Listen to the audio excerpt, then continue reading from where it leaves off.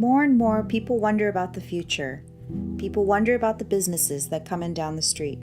It is a very controversial issue that tends to bring about strong opinions, which is true for most land use issues, but I think especially so for cannabis. And it tends to be a very emotional issue for a lot of people on both sides of the debate, both supporters and opponents of legalization. And we found as we're doing our public outreach that can make compromise very difficult when people are really seeing this through an emotional lens. They are not willing to compromise with someone who sees it differently. That's where long-range planning comes in. We listen, we engage, we mediate.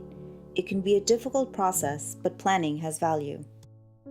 LA County is incredibly diverse, not just in its land uses, but also in its population and its communities.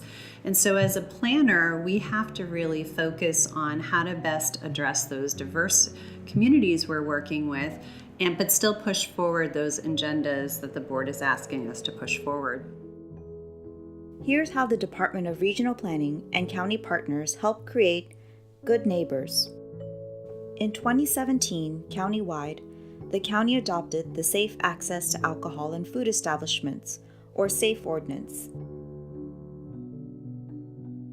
Well, the county has rules for selling alcohol at businesses, and the SAFE ordinance was an update to those rules.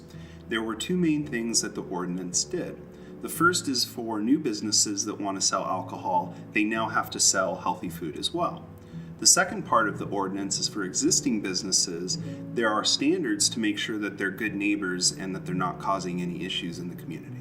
We want all of the businesses that sell alcohol in the unincorporated areas to be good neighbors. So we have standards now that everybody will understand and we can hold everybody to. And hopefully through those standards, we can make sure that people feel safe going to the neighborhood stores to buy healthy food and other products. In 2018, countywide, the county expects to adopt the Animal Facilities Ordinance and the Cannabis Regulation Ordinance. The county will continue efforts related to the Green Zones program and the Oil and Gas Facilities Ordinance. So the project is the development of regulations for commercial cannabis businesses, aka marijuana. This is largely in response to the legalization of cannabis in California in November 2016. Proposition 64 was approved by a majority of voters in the state. But Proposition 64 did leave a lot up to local governments to decide as far as if they'll allow commercial cannabis businesses, and if they will allow it, how they'll regulate them. All of that is left up to the locals to decide. It's very likely that regulations and laws will continue evolving during the first few years of legalization in California. That's something that we've seen in other states that have legalized, such as Colorado and Washington. And a lot of that has to do with the fact that we're really doing something that's never been done before. There are some things that we can look to as precedents, but cannabis is ultimately something new. And California is a different state and different environment than those other states. And so we are certainly learning from lessons that those states have had in their experience. But there will be things in California that may need to evolve as we go. If we need to go back and change our regulations a year or two out, then I think that's something that we need to be open to.